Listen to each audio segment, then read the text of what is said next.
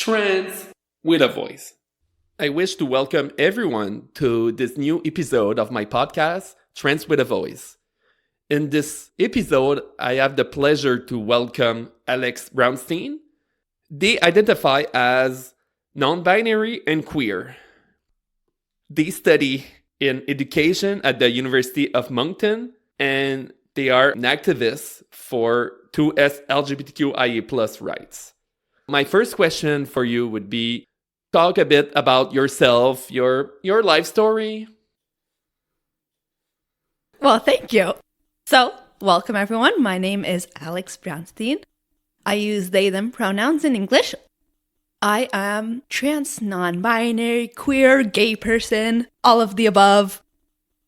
I am originally from Cape Breton in Nova Scotia, from a very, very small rural community about 40 minutes away from the nearest gas station, if you can believe it, in the middle of nowhere, surrounded by woods and forest, moose, squirrels, trees.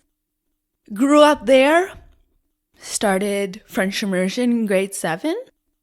After high school, decided that I want to better my French. I did not feel my French was at the same level as my English, so I decided to come to Moncton in New Brunswick, take that 5-hour drive and move my stuff into residence, my small residence room that I had my first year of university on the campus of Moncton.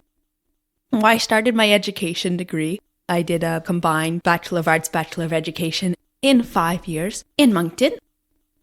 Thought I would become a teacher. Decided I was too much of a nerd to be a teacher, if you can imagine that. Usually people go into teaching because they are a nerd. I did that and then realized I am still a nerd and want to go a step more and go into research. I'm now doing a master's in sociology with the goal of doing a doctorate in education down the line.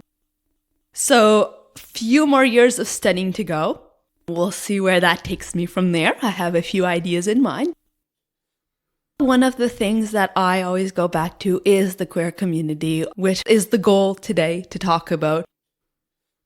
Like I said, I'm a non-binary, trans, queer, and gay person. And being here today, using those identities has been a journey, which I will be more than happy to share with you. Perfect. So let's start with my first question. I'm curious to know, how was it being queer in a small community in Cape Breton? Not much representation, to sum it up. Honestly, the queer community in Cape Breton, from my understanding when I was a kid, was pretty non-existent. The first time I heard anything to do with gender, sexual, and romantic diversity was in 3rd grade. And really, when I mean anything to do, I'm talking minimum. The bar is low. Bit of a shy kid, kind of a loner. I was very much into my books, which hasn't really changed. But I unfortunately did go through some bullying when I was younger. And in 3rd grade, I remember there was one day on the school bus when some older kid started calling me a lesbian. And everyone started laughing at me. I did not know what lesbian was at the time, but I figured it was a bad thing if people were going to laugh at me for it. So I pretty much decided that I would never want to become a lesbian. Couldn't really hold back my tears at the time, which didn't help the bullying. But that was what I knew about the queer community until about the 7th grade, where I started actually learning about the queer community in school. We would be presented the gender unicorn, or the genderbread man at the time, in school to kind of talk about the 2S LGBTQ+ community, talk about what it was being gay. And the reactions from my peers was to make fun of it. Gay was a term that was used as an insult in the howl. I did not know anyone personally that identified as being queer. So what I knew of queer people were people on the posters or in the videos that they'd show us in school. But it wasn't a reality that was concrete. It was this abstract thing that was taught in these schools, but I didn't know anyone personally that identified as queer. And so it was something that was more made fun of amongst classmates. There are terms that were used in the hallways when I was in middle school that I don't want to repeat on this podcast because they were terms that were used even though the intention of the person maybe wasn't to insult someone who is queer. The terms that they used were terms that were historically used against people who were queer, against people like me. And so that was the environment I grew up in. And it wasn't until the 8th grade where our school got a new guidance counselor who identified openly as a lesbian. And that's when I realized that there are real people that identify as queer. Real people with real stories and cool, nice people. The guidance counselor at my school helped me a lot. I had a lot of anxiety when it came to evaluations and exams, and she helped me a lot through it. And I realized there are great people who are there for me, are there for others, and just happen to be queer. I met her, and then I started meeting more and more people who identified as queer and realized that there are actually queer people in Cape Breton. It wasn't something I realized before 8th grade, and I think 8th grade was late to realize it. But there are queer people in Cape Breton, and it just took me time to kind of get to know other queer people. And that's when I started realizing that in my school, there was GSA, a Gender Sexual Alliance.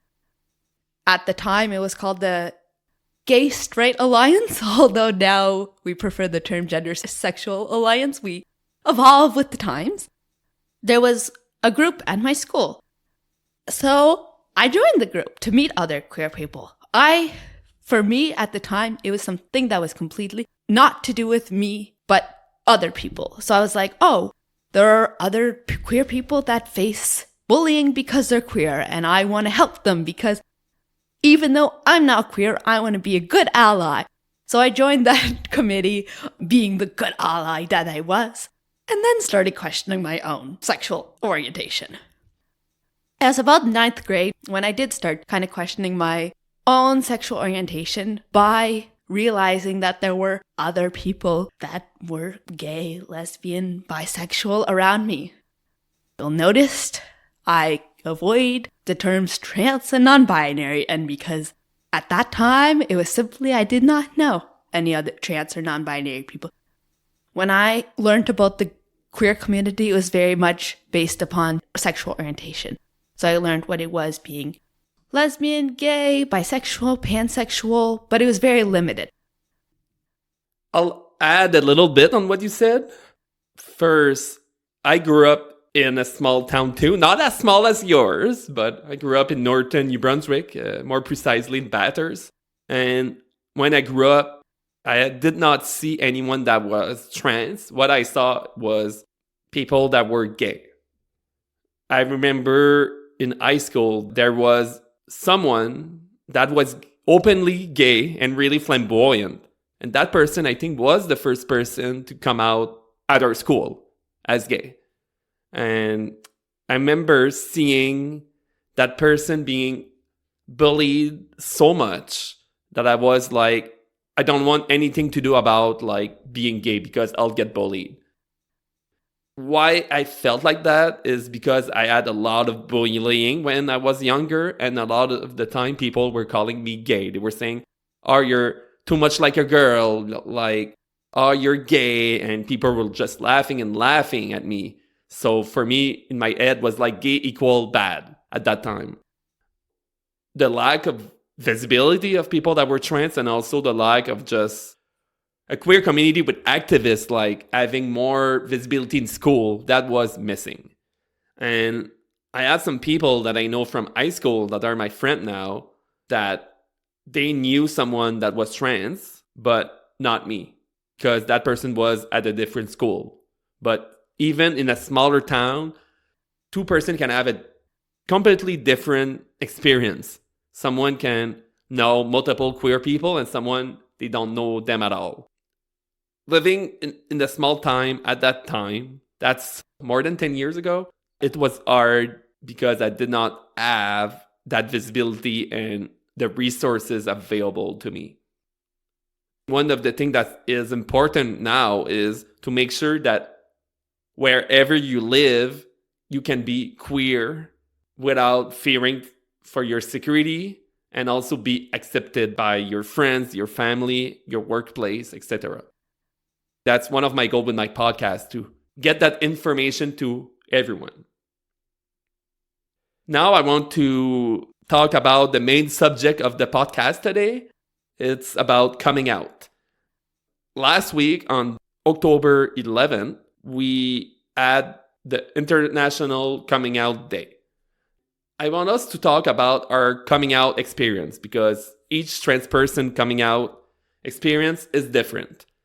Could you share a bit about your coming out and how it went? So instead of talking about my coming out, I like to talk about my coming out plural and separate when it comes to my sexual orientation and my gender identity. So I'll start with my sexual orientation because that was the first coming out that I did. For me, honestly, my sexual orientation was not something I reflected on a lot. I was preoccupied by other things. As a kid, I did not have time for little crushes. I was interested in reading books, assigning myself research projects. Yes, I straight up assigned myself research projects when I was in primary. I remember in grade 4 assigning myself a research project on the history of Poland, where I had to do a PowerPoint on the history of Poland, which, if you know anything about the history of Poland, that country disappears and comes back after every few years. So it's just a country that's there, and then 2 years later it's not there, and then 2 years later it's there but in a different place. It's a complicated history. I was busy studying that history. I am a nerd, busy with other things, like studying history of countries. So it was only around the 9th grade where I actually started questioning my own sexual orientation. Because that's where I started actually having crushes and feelings for others and started realizing I was attracted to other people.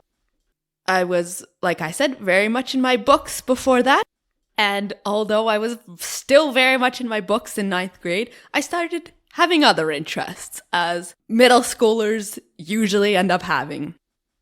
And 9th grade was the year as well where at our school we had a 9th grade prom, because that's the year that we left our school to go into high school in 10th grade. So it was a big deal in 9th grade. And prom was also a big deal. People were asking each other out on dates from January till the end of June. It kind of took over the middle school brains of everyone. That's when my friends started being in relationships, started dating each other. And my friend group suddenly went from this friend group who, we all hang out and talk about books and school to talking about crushes and relationships. So I started thinking about it, which as a 9th grader is completely normal. But I started realizing I was a little more attracted to the females in my class than the males. In fact, I had zero attraction to any of the males. But being born female, I figured that being attracted to males was a given. Therefore, I must be bisexual, because if I'm attracted to females, it's just the plus. It's like the bonus on top of it. I had a friend who identified as male at the time. One of my closest friends who asked me out to prom. As friends, I said yes. And we were the stereotypical heterosexual couple at prom, even though, fun fact, I later came out as non-binary and her as a trans female. So our prom pictures in grade 12 were very different to those in grade 9. If anyone wants to write a movie about that, feel free. So yeah, I started thinking more about it and started realizing that I was attracted to females. I was attracted to the other girls in my class. And then after 9th grade, between 9th and 10th grade that summer, that's when I really started reflecting more and more on my sexual orientation and realizing I did not see myself being attracted to guys at all. I saw myself being attracted to females, and I started identifying more and more with the term lesbian. Now, I will say, I since then have came out as non-binary, and I prefer not to use the term lesbian anymore. But I'm going to say lesbian for this podcast just to explain where I was situated at the time with my own identity. So I started thinking more and more on the fact that I might be a lesbian. And that's when I realized how much I internalized all the comments, all the microaggressions I was hearing in the hallways. When I remembered that time in 3rd grade when I was called a lesbian and everyone started laughing at me, and I realized I had suddenly become that one thing I swore I would never become. Came with a lot of hate. I started self-harming at the time. I started having suicidal thoughts. It got to a really dark place. And that's when I realized I had to tell people because I could not keep it to myself anymore. I felt like I was keeping this huge secret from everyone, and I could no longer hold that secret on my own. So I had a choice to make. In order to protect myself from committing suicide, I had to tell people. I had to get it off my chest. So I started telling some of my close friends. At the beginning, I never did an official coming out or anything. The way I phrased it was, I think I'm a lesbian.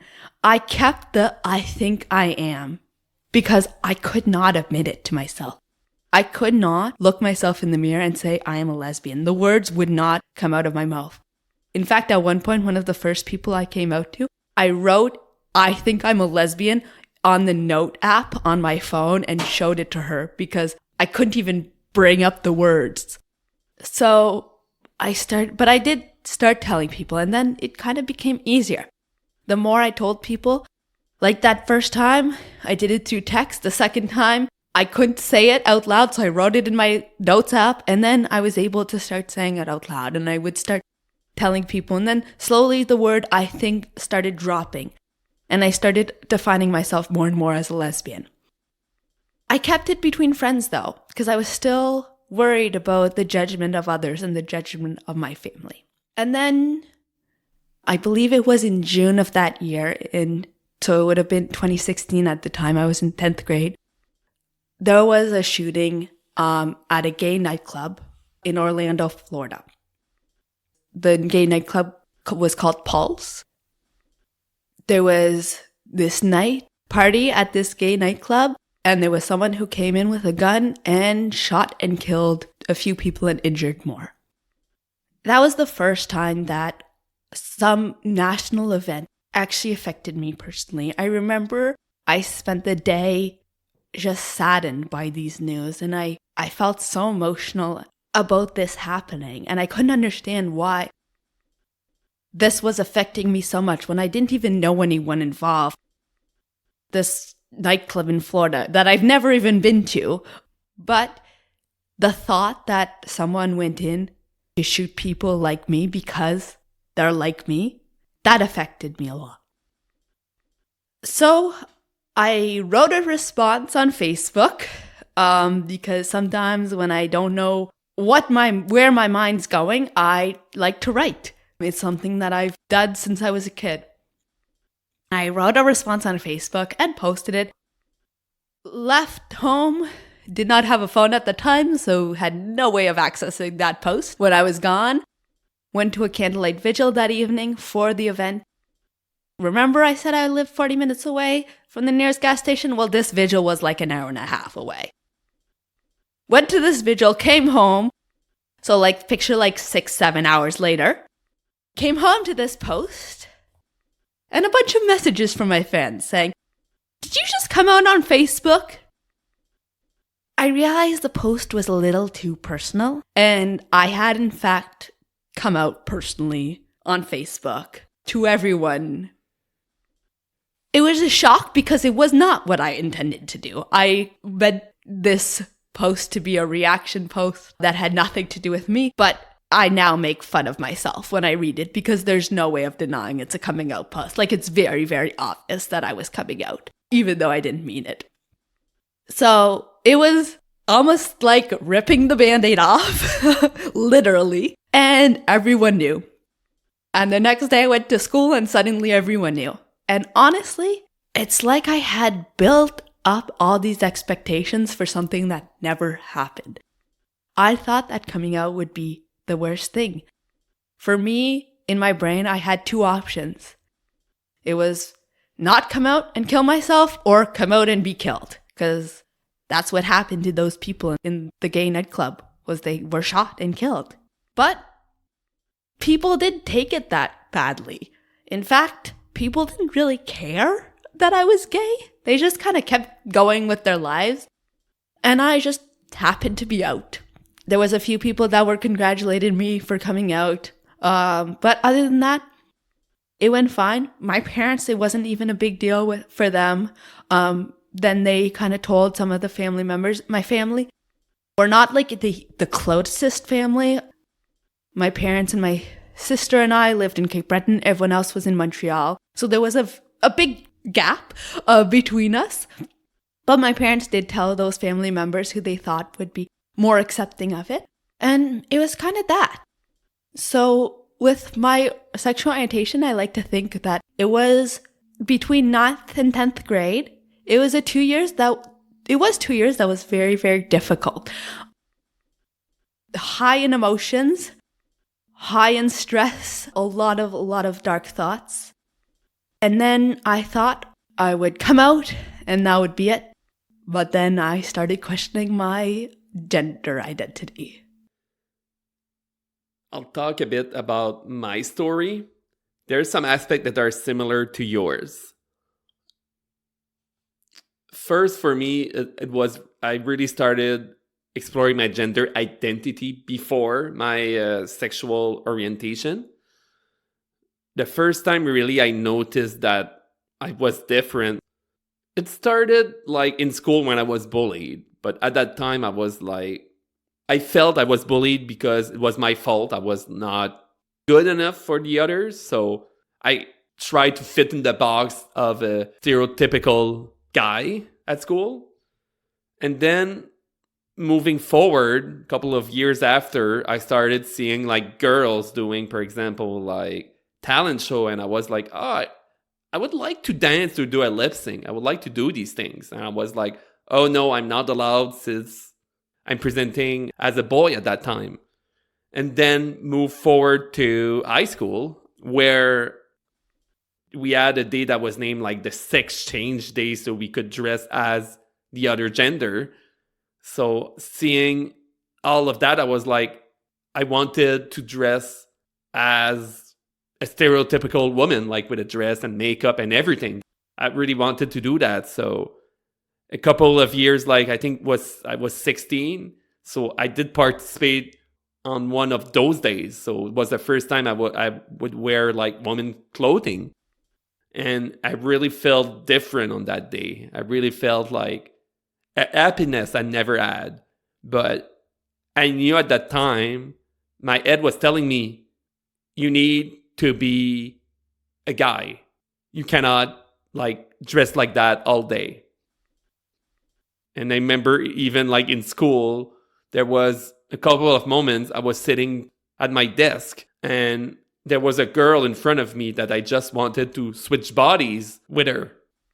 Like we would see in certain movies, like you could like possess another soul. So I was like imagining that. But every time I was thinking those ideas, I was like, I'm not allowed to think like that. It just doesn't make any sense. I was just throwing them away. So I was 16, 17, 18. I was starting exploring a little bit more. These feelings were coming stronger and stronger. And then I went to the University in Moncton and got a lot of bullying.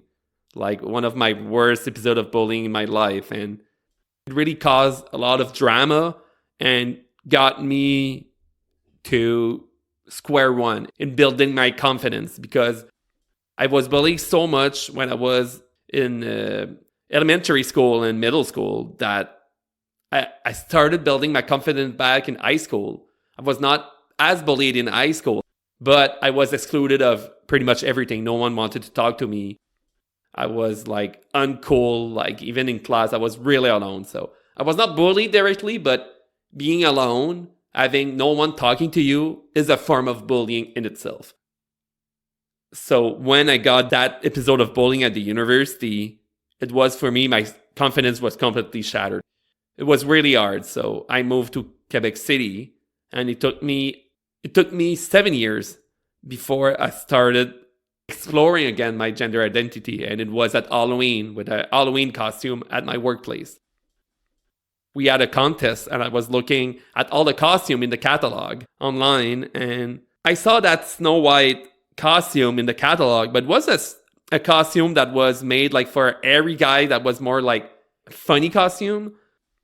I was like, okay, I'm pretty sure I can be a really pretty Disney princess. I was like, I'm going to do my costume and look as much as a stereotypical woman as I can. I did the costume, and that day I felt so happy. I really liked looking at myself in the mirror also, and I won the first prize for the costume at my workplace.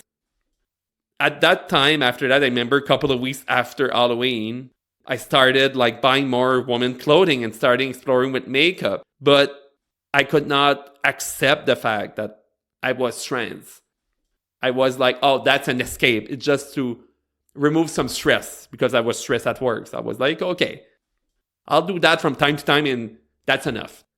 I saw like in high school how there was someone that was gay that got a lot of bullying. So seeing that, I was like, I don't want to identify as trans because I'll get even more bullying that I already got. So I was really scared of that. The year passed, and I started like going out with women clothing more often. Started like one time per month, and then each 2 weeks, every week, and then multiple times per week. And it got to a point in December of 2019 where I realized that I'm trans. So that's where I started to talk about it to my coworkers. And my coworkers really, I started to tell them, oh, from time to time I go out like female presenting, and coworkers did not like mind at all. So I was like, okay, so that's good. I talked about that to my parents, and they took it a lot more hard.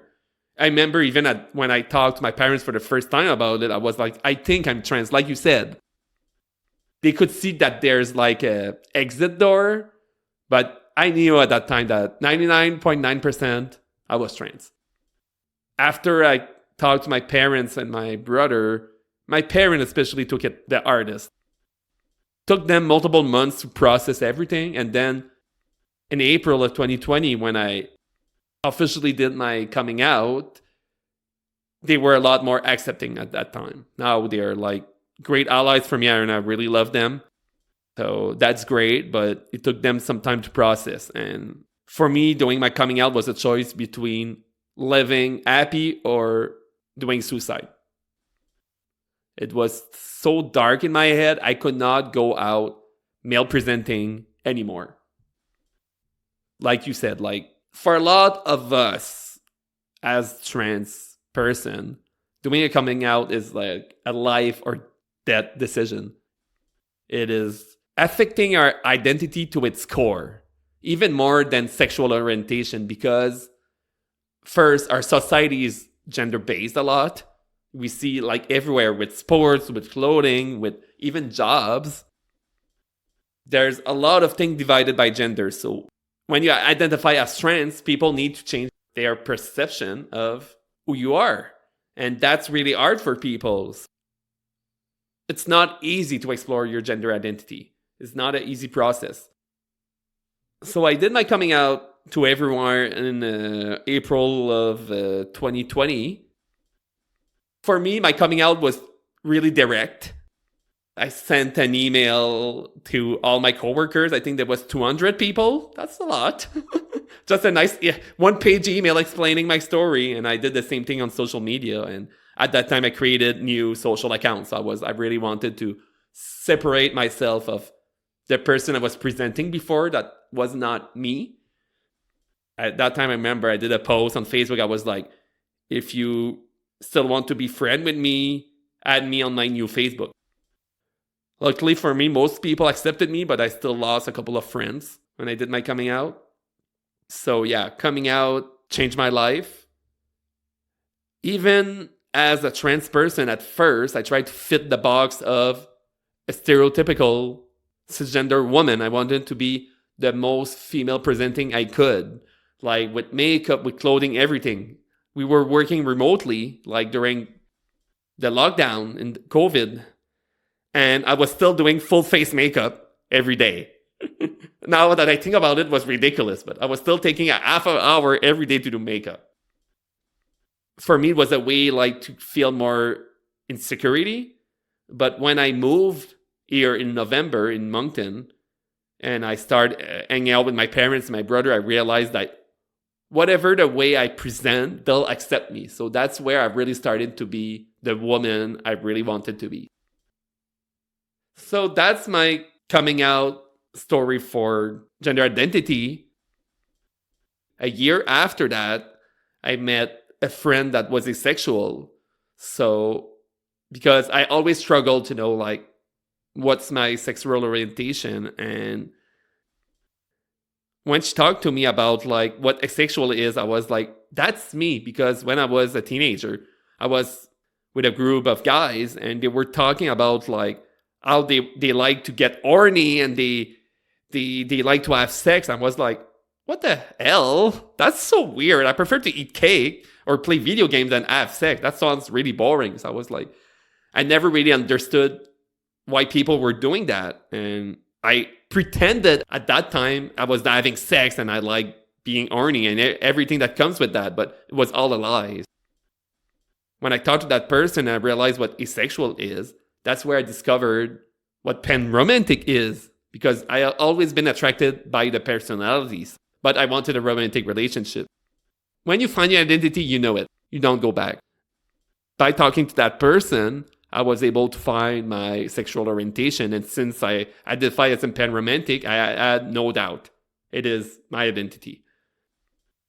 Coming out as transgender was a lot harder for me than coming out with my sexual orientation because of the way it affected the perception of others about me. And also, it just gets to your core as a person. I think I'll maybe ask you to follow a bit on that, like about the difference on coming out on your gender identity and your sexual orientation. Yeah, of course. I completely agree when it comes to like your gender identity being so much more, it's like it's who you are, whereas a sexual orientation is a part of you.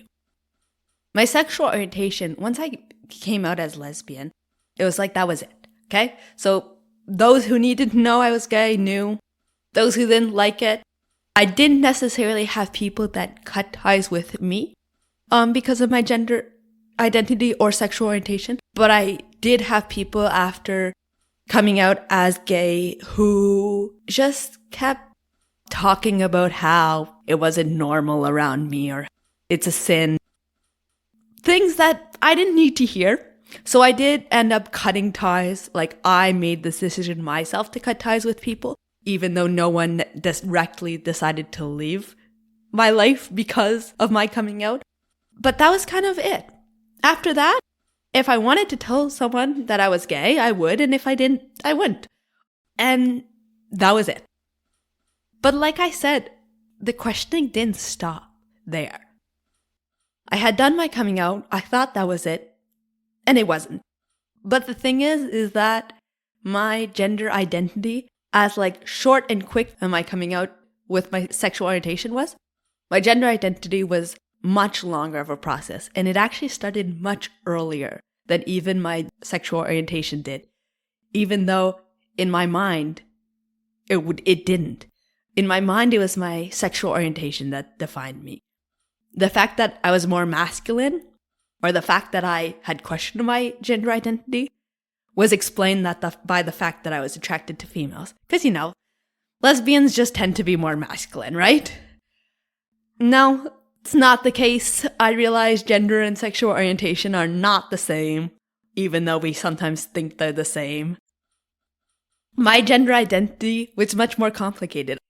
I remember around 5-6 years old, whenever I'd play games of make pretend with my friends, I'd always say, I want to be called Alex because we don't know if Alex is a boy or a girl. Alex is a neutral name. at the time, I understood what it meant being a guy or girl. But I felt so neutral that for me, being a girl was not really of importance. People said I was a girl, I guess. So I kind of just took it. But it had no impact, I would say, on my life. I remember every once in a while in school, grade 6, I remember they split our sex ed class up. Girls in one class, guys in another. Why we had to learn something different, I don't know. But at the time, the school felt the need to split us up. And I remember thinking, well, I guess I'll go with the girls. It didn't really, to me, it was just a category. It had nothing to do with who I am. I did not relate to the other girls in my class. I did not enjoy talking about makeup or talking about boys, so I usually just avoided them and I'd read my books at recess anyways. So it wouldn't make a difference to me. Like I said, the history of Poland, it doesn't really matter who you are. You can study it either way. So gender had nothing really to do with my life. I remember the only thing that bothered me was I was a ballerina as a kid. I spent 12 years doing ballet. Right now, I would go back to doing ballet at any point. I love it. I love dancing. My life is a little too hectic right now to go back to it, but one day I'd love to go back to dancing because really, I think it's an incredible sport. But other people don't perceive ballet as a sport. When you think about ballet, oftentimes people think tattoos, tights, and makeup. But for me, that wasn't ballet. I would go to ballet class with shorts and a t-shirt, and I would enjoy ballet class just as any other day. But once a year, we'd have a recital. So once a year, I would have to put on my makeup. I remember having anxiety attacks when people would try to put mascara on because I thought it was the scariest thing, putting this black stuff on your, eyelashes. What, you want to torture yourself? I don't understand. But I did it because I had to. And good thing I did, because when you're on stage with lights, you don't put on makeup, you're a ghost. So I did need makeup. But I was so jealous of the guys. And because the guys who I danced with, they would wear makeup, but they wouldn't do the full eyeshadow and red lipstick. They'd do more of a basic makeup, very masculine, very neutral. They'd wear different costumes than us. They'd wear black shoes instead of pink shoes. They didn't need to wear tights or tutus. And I wish I was. I used to think, if only I could be a guy just for the recital, just so I could not have to deal with the tutus and the tights and the makeup and just enjoy ballet without having to worry about that. But I'd put up with it once a year for a recital. I'd pretend I was a different person, go up on stage and pretend to be an actor in a movie. Fun fact, after my coming out as gay, I watched a lot of movies. One of my favorite queer movies is But I'm a Cheerleader. If anyone's watched it, 10 out of 10 would recommend. I personally think that if someone wants to write a movie, But I'm a Dancer, about a non-binary dancer who wishes to be like the guys who they dance with, you can use me. I kind of felt like that was my life, but I'm a cheerleader, but as a non-binary dancer, wishing that I could just wear pants instead of my tutu. But I put up with it, and other than that, gender had nothing to do with my day-to-day life. It wasn't really until middle school when I realized that gender had such an importance to people, because that's where we went from kids playing soccer on the schoolyard to being teenagers that were too cool for sports and preoccupied by boys and makeup and clothes. And I thought that to fit in, that's what I had to do. So I switched my wardrobe to jeans and skinny jeans and crop tops and makeup. And I did try to live as a cisgender girl for a little bit. And it didn't work. I wasn't happy. I felt like I was pretending to be someone else. So what coming out as gay allowed me was to dress how I wanted to, because I thought, well, I'm gay, so I don't have to fit in with everyone else. So I allowed myself to wear more masculine clothes, but it didn't change the fact that there was still something with my gender.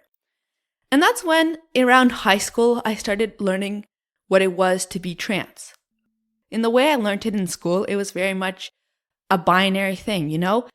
A trans person is someone who was born female and identifies as male, or vice versa. It's female or male. You're still in the binary. So I started questioning the fact that maybe I am a guy. But perceiving myself as male was no better than perceiving myself as female. Either way, there was something missing. I did not feel like I was one or the other. And so I decided school wasn't going to get me the answers I needed, and I went to YouTube and spent way too much time on YouTube trying to figure out who I was and what I identify as. I learned a variety of identities and explored with a variety of identities. At one point, I thought really that I might be demigirl, which is like somewhere on the spectrum, but not completely female, but like not completely male, more on the female side of things. But I was like, I still don't know if I feel more female than male. I kind of just feel neutral. So then I discovered what non-binary was. And the way I discovered non-binary was a big umbrella term that basically meant you're not female or male. You're somewhere else. And I was like, that's fun. I don't need to be one or the other. So I started identifying as non-binary and started questioning the fact that maybe I am non-binary. And I started talking to some of my friends about being non-binary a little bit in high school. I remember I had like a friend that I asked at one point if they would use they, them pronouns with me. And then I was like, no, never mind. That's okay. You don't have to. Too much effort. I'd backtrack a lot. I even remember at one point I got a binder. A binder, if you don't know what it is, it's like, it kind of looks like a tank top, but it's a very compressive tank top. So the goal is to hide, to appear to have a flat chest. So to hide any like breast appearance. On people born with breasts. So I started wearing a binder that I got from a trans friend who had gotten a new one and no longer needed it. I actually ended up forgetting about the fact that I even had a binder in high school because I was so ashamed and so afraid that others would discover that I wore a binder that I ended up throwing it out and completely erasing that out of my brain. Because even though I wanted to explore my gender identity, I was not yet there. And so I kept backtracking. I'd like think, oh, I'm non-binary. No, never mind. Oh, I'm demigirl. No, never mind. And in university, I switched provinces completely, met new people, and just avoided the subject completely. I would come out to everyone who I met as a gay person, but I wouldn't talk about my gender identity. Even in second year of university, I became the vice president of the Student 2S LGBTQ+ association at my university, but I still wouldn't talk about my gender identity. I really pushed all of those feelings I had on the back burner. And it wasn't until COVID, where we were all stuck with way too much time on our hands, that I started rethinking about my gender identity and realizing I could no longer avoid the topic because it got to a point where it preoccupied my brain, and I would try to write projects or read books, but I couldn't concentrate on anything because all I would think of was my gender identity. But coming out as a non-binary person for me was so much scarier than coming out as gay. Because that didn't mean, for me, being non-binary meant I could no longer choose who I came out to or not. Because if I was non-binary, it wasn't just a matter of who I was attracted to. It was a matter of who I am as a person. It was a matter of how people saw me, how people perceived me. So I had to come out as to everyone I met to ensure that people would perceive me in the way that I wanted them to perceive me, and not as a female. So it was a lot scarier. And then there was a lot more things to take into consideration. When I came out as who I was attracted to, it was just a matter of who I would be dating. But when it came to my gender identity, it was a matter of what pronouns was I going to use? What was I going to change my name or not? Was I going to end up taking hormones, having surgery, any medical procedures? Where was I going to go with my gender identity? With your gender identity, there's so many more factors that play into account. And as a 21-year-old, I simply, and even now as a 23-year-old, I consider that I personally think that I don't know myself enough to know everything I want in life, including what I want with my gender identity. Right now, I don't know if I want hormones or a surgery eventually. And I've had to accept that I might never know it, or I might figure it out one day and then go from there. But that's a part of being a person and figuring out who you are. When I first came out as non-binary, I did the quick and easy thing, which was write a quick Instagram post and have everyone know at the same time. Most of my people on Instagram, I chose Instagram rather than Facebook this time strategically because I knew that the people I had on Instagram were people who were closer to me. I had a smaller following, and they were mostly friends that I had in Moncton. I was stuck back in Cape Breton in a pandemic. Everyone else was stuck in Moncton in a pandemic. So I wasn't going to see anyone. I didn't really want to go to each person and go, hey, got something to tell you. So I just, again, took the Band-Aid off in one shot, posted a post on Instagram, and it went really well. With everyone at university, I was already an openly gay person, so for me, it was just taking that extra step to make sure people perceived me as being a non-binary person instead of being a female person. When I first came out, I had no preference when it came to my pronouns. Then with time, I started asking that and more insisting that people use they, them pronouns for me, just because I realized that saying to use any pronoun meant that most people would use she, her, and I do not like when people use she, her pronouns for me. So I started more insisting on the fact that they, them pronouns really do make me feel more comfortable, and I prefer when people use they, them pronouns for me. I also did not change my name at first, but with time I realized that I like the name Alex. It's both bilingual and neutral, so win-win. And so I started using the name Alex. But all of these things are things I figured out with time. And I think that's one of the things I had to accept, is that I wasn't going to figure it all out at once. It wasn't like I would sit down and go, okay, who I am as a trans person. Who I am as a trans person is something that's going to change every day of my life, because I'm going to change and continue to change throughout my life. If I end up staying the same, I think I'm going to live a pretty boring life. So I prefer to change over time and to continue to grow and to continue to learn. And that's what I had to teach myself, was that it's a process. It's not a one-time thing.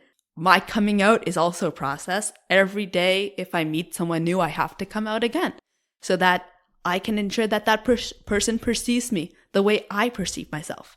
Because unfortunately, being non-binary is not well known enough that most people, when they meet me, they will assume that I'm female unless I tell them otherwise. And so I have to tell them otherwise. I have to come out to tell them otherwise. And so I think it's more of a process than when it just comes to my sexual orientation.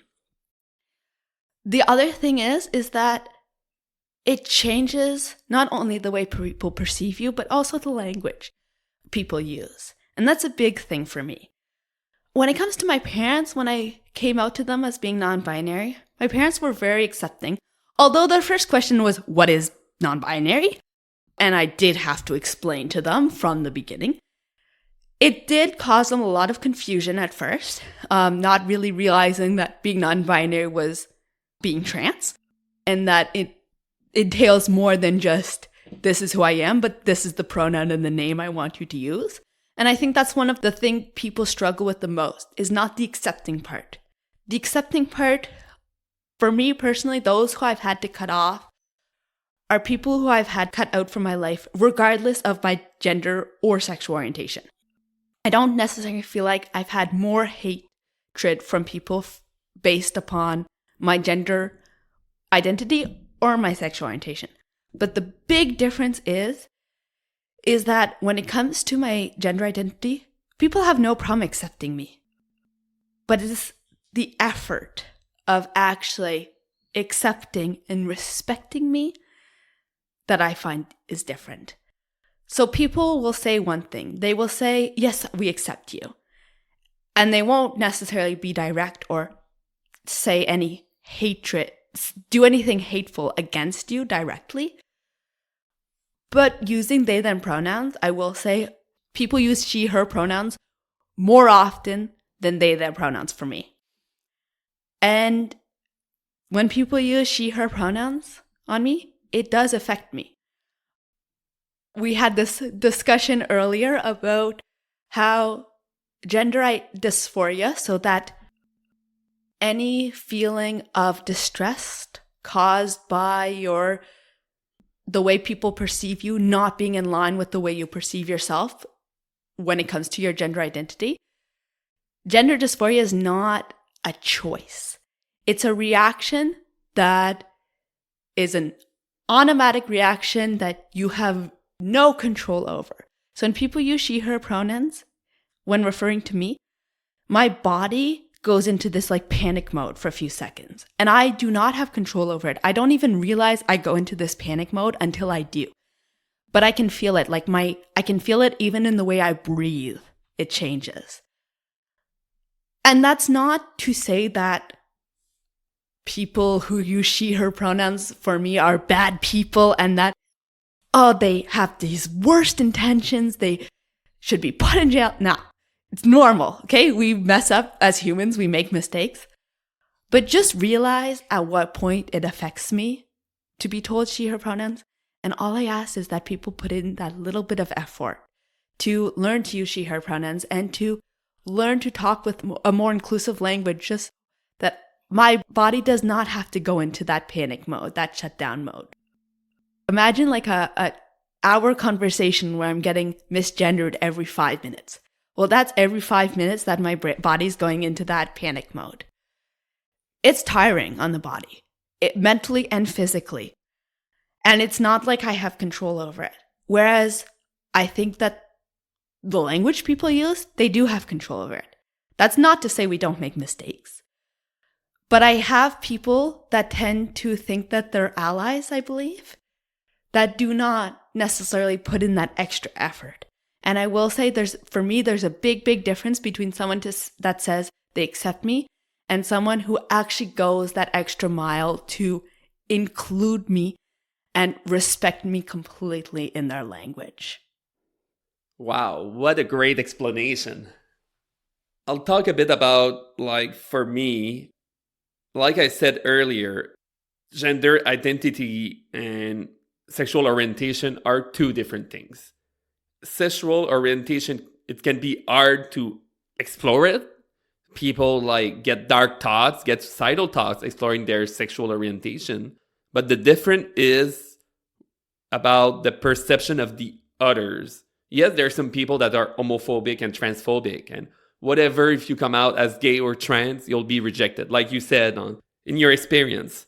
But when you're trans, you cannot hide the fact that you're trans. And if you want to be happy, people need to take action to accept you, like using your preferred name and pronoun. So that makes it harder. Also, there's a lot more question you ask yourself when you're trans, since the society is based on the gender binary. You need to ask yourself, do I change my name? Do I get some medical treatment? Do I get some operation? So even the way you'll talk, the way you'll walk, it's all these things together makes who you are at your core. It's a lot harder to explore your gender identity, and it's a lot harder to come out and be accepted as trans because we have trouble having people being allies that take action. For example, I have still a lot of trouble having some people, for example, from my family, not using the correct pronouns. And it feels like, because I don't see them often, it's like coming out each time I see it. Exactly what you said. So there's a lot of similarities between our experience. So for me, gender identity was at the core of all my questioning, my exploration. Like even at first when I came out as trans, I was trying to fit the box of the cisgender woman, and that meant also having a relationship only with men. I was like, I'm different enough being trans. I don't want to add anything else and being even more bullied. So that took some time to accept it and be, okay, I'm asexual, I'm panromantic, I'll date whatever person, I don't care about the gender. So that took me some time to accept it. But it did not change the way people saw me like being trans did. Because there's a lot of people that know that I'm trans, but they don't know that I'm panromantic or don't know what it is. And they will not talk to me about it. But being trans, they'll come at me, will be, hey, can I ask you a question? So, and that can be another discussion, the weight we have as trans person to educate people. That's another podcast in itself. There's a lot of weight on us to educate people when they could take a bit more time to listen, for example, to my podcast or to YouTube videos to learn more by themselves. So yeah, so someone that's gay, that's bisexual, that is lesbian, doesn't know what it feels being trans, and our coming out experience are different because it affects us a lot at our core existence in a way that your sexual orientation cannot. So even the queer community as trans person, we have some trouble being accepted because of that. We need allies, not only with people that are heterosexual and cisgender, but also in the queer community. We need people that are gay, bi, or lesbian to be able to accept us, to use the correct name and pronouns, and to do everything to make us feel welcome. I'll reiterate on what you said about the gender dysphoria. Like, I don't control how being misgender makes me feel. Like, I know a lot of trans people being misgender is not a big deal for them. But for me, and like you said, for you, it's a big deal because for me, it really triggers a physical reaction in my body. I get sick, I get heartburns. It gets really dark in my head when I get misgender repeatedly. And I need to exit that situation. And if people, even if they say that they accept me as a trans person, but if I see them, they always misgender me, I will not be able to have a relationship with these people because it just makes me feel too much pain. So when we say people like need to take action to accept us, it's a question of our well-being. It's not a preference for us. I cannot decide to like let it go on the misgendering. No, I cannot do that. My body doesn't let me. Misgendering me will always affect me.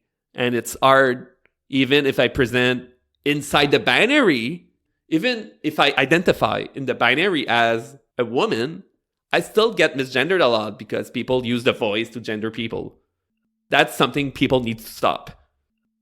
The most simplest way to explain it is gender identity affects you really at your core as a person. And it is hard to explore it and to accept it when you're trans.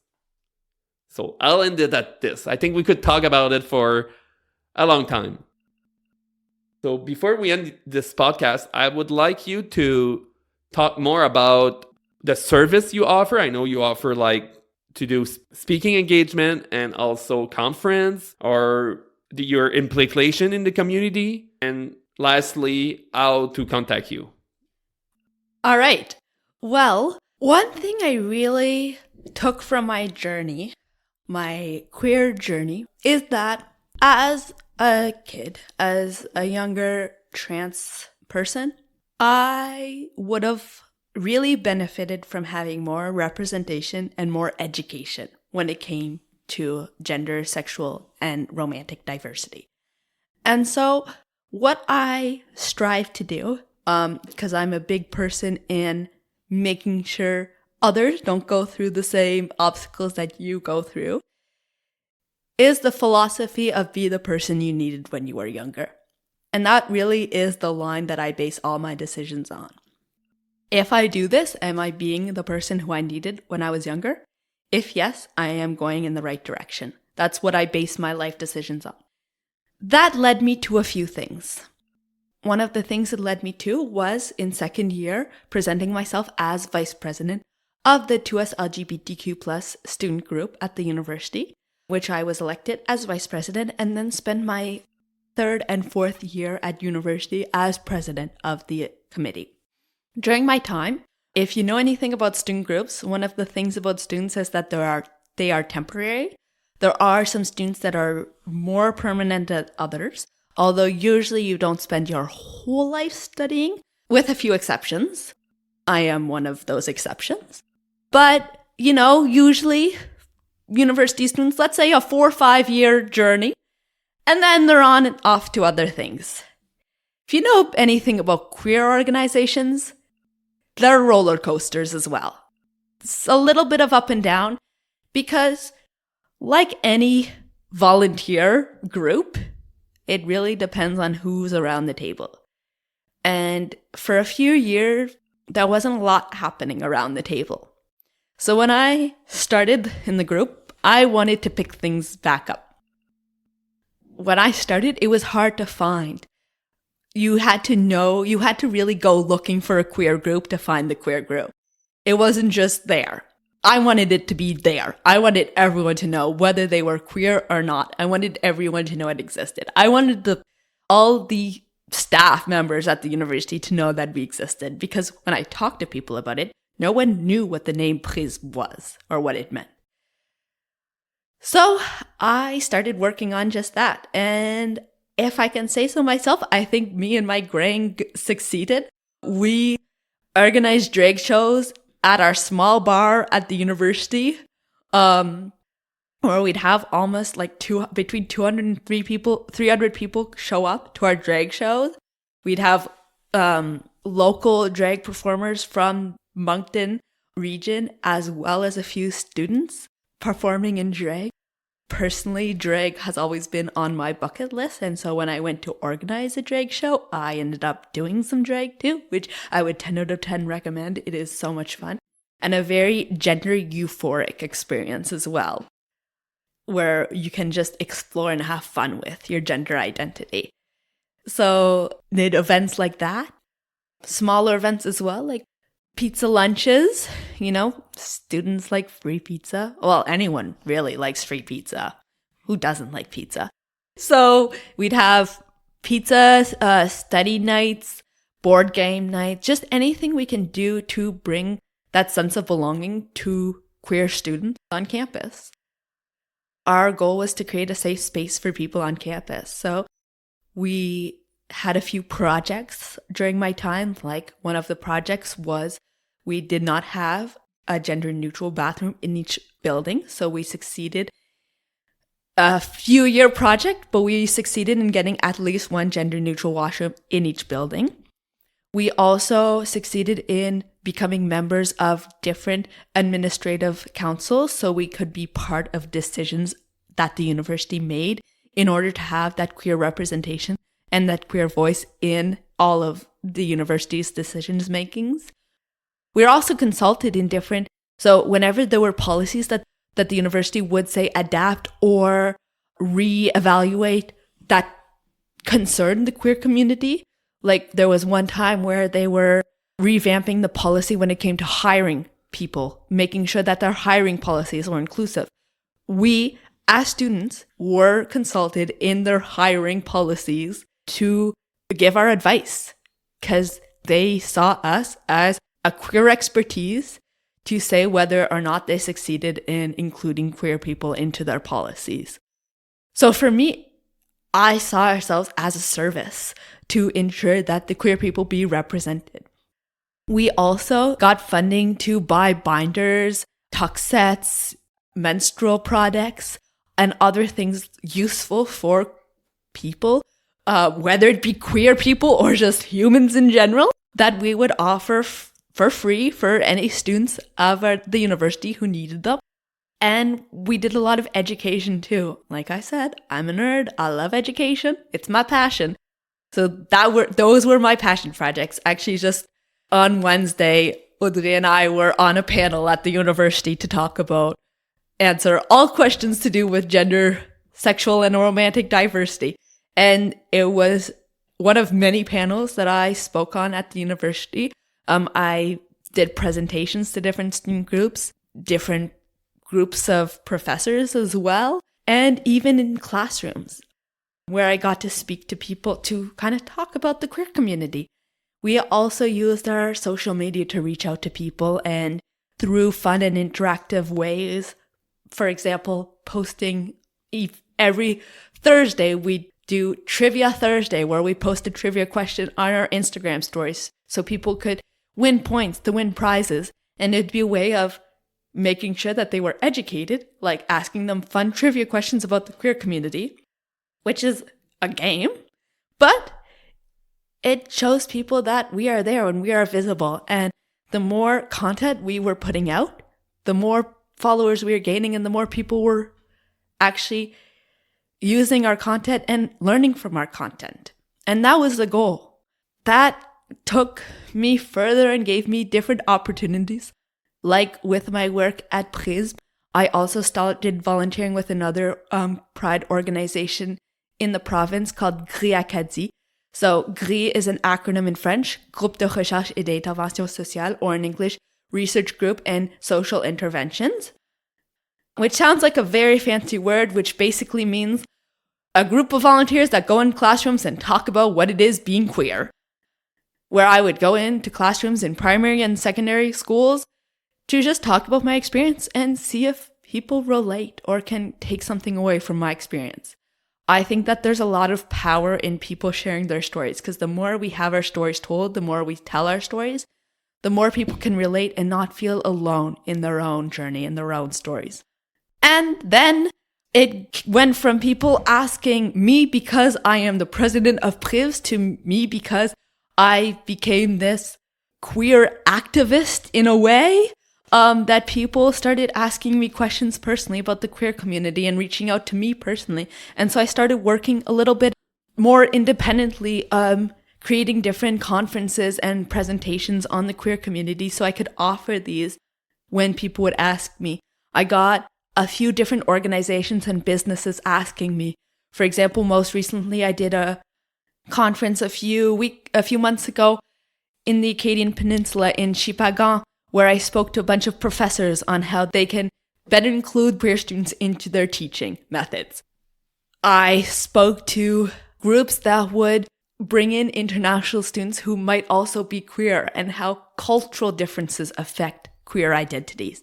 And because of people who I got to meet along the way, I can not only go into these situations with my story, but I also have so many other people around me that I can take from their stories to ensure that what I offer in my presentations doesn't come just from me, but that comes from the queer community as a large. And I do put in as much work as I can to keep myself educated and keep myself in the know on things that change in the queer community so I can keep myself up to date and give the right information to the right people.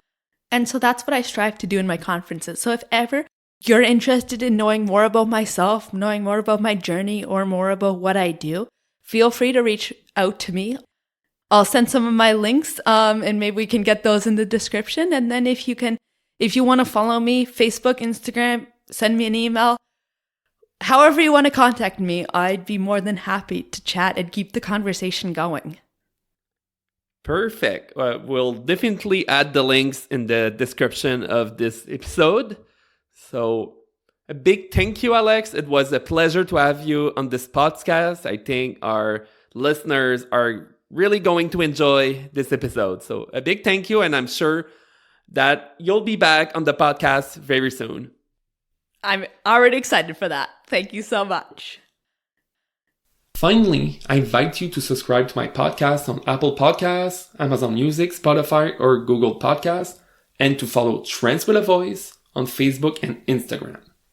Don't forget that a society that is more inclusive to the transgender community is better for everyone. Thanks, and see you next time.